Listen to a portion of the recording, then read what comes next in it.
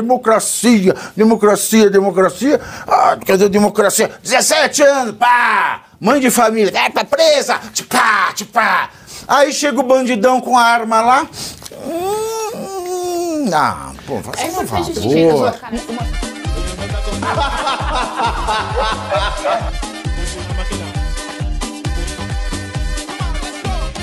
Agora, eu queria saber por que o STF não se incomoda com isso. E eu realmente faço a pergunta aqui e convido qualquer ministro do STF que votou penas pesadíssimas e está achando normal o Alexandre de Moraes fazer o que faz. Sei que ninguém vai aceitar, mas se aceitar seria uma alegria, porque eu gostaria de uma resposta de qualquer um dos ministros do STF. De acordo com a reportagem do jornal o Globo, a guerra de expansão do Comando Vermelho afeta a rotina de 1 milhão de moradores em bairros da Zona Oeste do Rio de Janeiro. A população enfrenta os tiroteios e, inclusive, é obrigado a pagar taxas. Não basta as do Haddad, tem que pagar a taxa do tráfico. Os moradores perderam alguns direitos básicos, como receber uma encomenda pelos correios, usar a internet em casa ou pedir comida por aplicativo. Tá aí, ó. São grandes espaços, muito maior. Quantas praças dos 3 poderes com PH não são essas? Mas está aí dominado pelo narcotráfico. Eles aboliram as leis do Estado de Direito ali. Aboliram violentamente, com escopeta, com todo tipo de arma, o Estado Democrático de Direito ali. Por que eles não estão presos? Todo mundo sabe que eles estão lá. Por que não vão prender? Por que não põe numa cela? Prende preventivamente, sem audiência de custódia? Suspende um tempo os direitos e garantias processuais penais? Eles estão pegando grandes pedaços muito maiores que a Praça dos 3 Poderes e ali eles aniquilaram o Estado Democrático de Direito no todo. Enquanto isso, a Procuradoria-Geral da República, a PGR, denunciou Débora dos Santos, de 38 anos, pelos atos do 8 de janeiro. A cabeleireira de Paulínia, cidade do interior de São Paulo, ficou conhecida por ter escrito com batom a frase "perdeu mané" na estátua que fica em frente ao Supremo Tribunal Federal. Débora é casada, mãe de 2 filhos, e está presa desde março de 2023. E aí eu pergunto, aonde está o entendimento do CNJ que as mães de filhos pequenos não podem ficar presas preventivamente? Porque a rainha do tráfico está na rua por conta desse entendimento. A rainha do tráfico está em prisão domiciliar por conta dos 2 filhos. Por que esta mãe de família, sem antecedente criminal, com 2 filhos pequenos, está presa desde março de 2023? Quando ela foi levada para a cadeia por agentes da Polícia Federal no âmbito da Operação Lesa Pátria. O que lesa mais a pátria? A notícia do Rio ou 8 de janeiro? Segundo Hélio Júnior, advogado de Débora, aspas, todos os prazos foram extrapolados sem qualquer justificativa plausível. Crime de abuso de autoridade. De quem? Do Alexandre de Moraes, que é relator do caso. Volto para o advogado. Ela permanece presa preventivamente há mais de 1 ano, o que ultrapassa o princípio da razoabilidade consagrado pelo inciso 78 do artigo 5º da Constituição. É isso aí. Cadê a OAB, esse sindicatão de advogados? Cadê esse sindicatão? Enquanto isso, um verdadeiro golpe de Estado já é conhecido, velho conhecido do Brasil, o Comando Vermelho, facção criminosa de narcotráfico, domina extensos territórios brasileiros e suspende, revoga toda a ordem do Estado Democrático de Direito brasileiro, se é que de democracia sobrou alguma coisa para o Brasil. Mas eu queria saber por quê. Por que nenhum ministro dá uma ordem? Por que ninguém vai? Porque todo mundo sabe quem está, não é só tentando, mas realmente conseguindo, mediante violência e grave ameaça, dar esse golpe de Estado que já não é mais Estado brasileiro. O que falta é vontade política, né, Pavia? Acho que o coração das duas questões, né, do combate ao crime organizado e também da volta à normalidade institucional, do respeito ao devido processo penal, no caso dos réus do 8 de janeiro, para resolver os dois problemas, o que falta é vontade política, que os parlamentares, que os agentes políticos tomem a decisão de enfrentar esses problemas, de retirar o tabu que existe sobre os dois assuntos e falar abertamente sobre isso e propor soluções. No caso do 8 de janeiro, me chamou muito a atenção ontem que o prefeito de São Paulo, Ricardo Nunes, numa das sabatinas a que eles estão sendo submetidos, os pré-candidatos, falou sobre esse assunto. E aí ele fez um paralelo interessante, com o qual concordo, mas lamento que ele só tenha feito isso agora, porque já podia ter feito há 1 ano e meio e faz agora só sob debaixo da corrida eleitoral, né, em busca de votos, né, com o oportunismo do momento eleitoral. Falou, olha, o MTST, que é um movimento do qual faz parte, ou fazia parte, o Guilherme Boulos, que hoje também é pré-candidato, também invadiu instituições, invadiu o Ministério da Fazenda, prédios públicos, mas nunca as punições chegaram perto do que se tem no caso do 8 de janeiro, que é um caso de vandalismo, de depredação ao patrimônio público e que seja punido como tal. O prefeito Ricardo Nunes falou isso,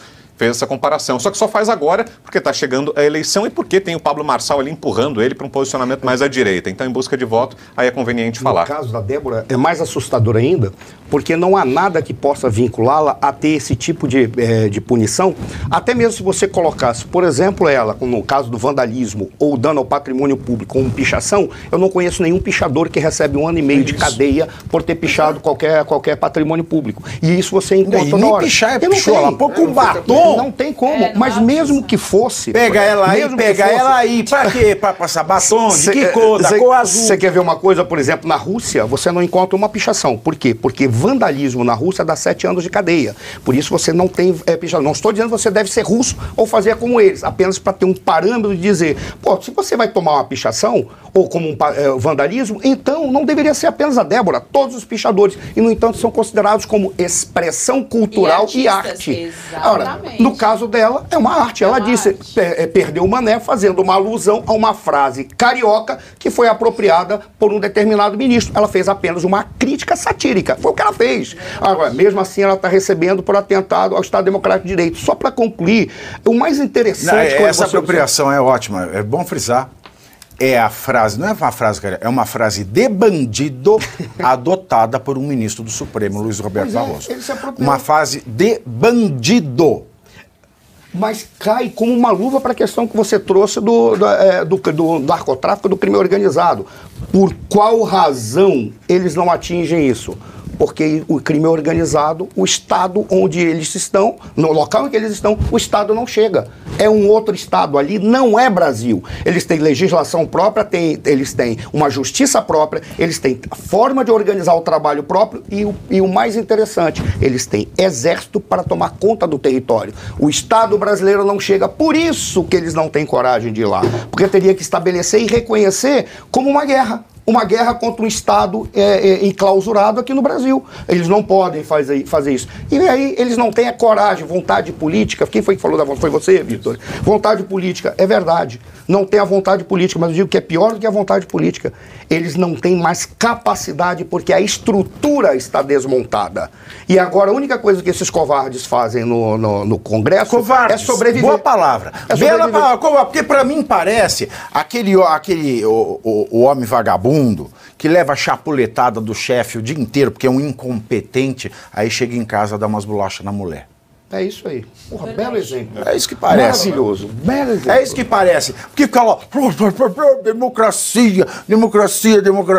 Ah, cadê a democracia? 17 anos, pá! Mãe de família, tá presa, tipá. Aí chega o bandidão com a arma lá. Pô, você viu uma cena de um criminoso do PCC que foi preso e foi interrogado por um juiz, foi levado de um local até o juiz fazer ele. Aí começou a falar, por que você me trouxe aqui? Poderia ter feito isso online. Aí o juiz foi gritar com eles, o negócio é o seguinte, eu sou teu inimigo, você cala a boca, você falando pro juiz, você está me ameaçando? Aí tem um paralelo em que ele levou um indivíduo que cometeu um delito leve, uns pai de família, e o juiz gritava, batia. É o mesmo exemplo que você colocou aí. É assim, são covardes. É interessante a gente ainda pensar que o STF estava com aquela pauta da descriminalização da maconha, né? Não é que não só o Estado brasileiro não combate... é verdade, tem essa ainda, Geisiane. Não é só que o Estado não combate, é que ele dá uma ajudada Estado ainda ali para essa galera, entendeu? Que alguns, não sou eu, tá? Mas alguns cientistas políticos analisam o Brasil chamando isso de narco-estado. Então vale a pena aí você pensar a respeito do que é um narco-estado. A gente já ultrapassou essa ideia de que são estados, que é um estado paralelo, que tem uma jurisprudência própria,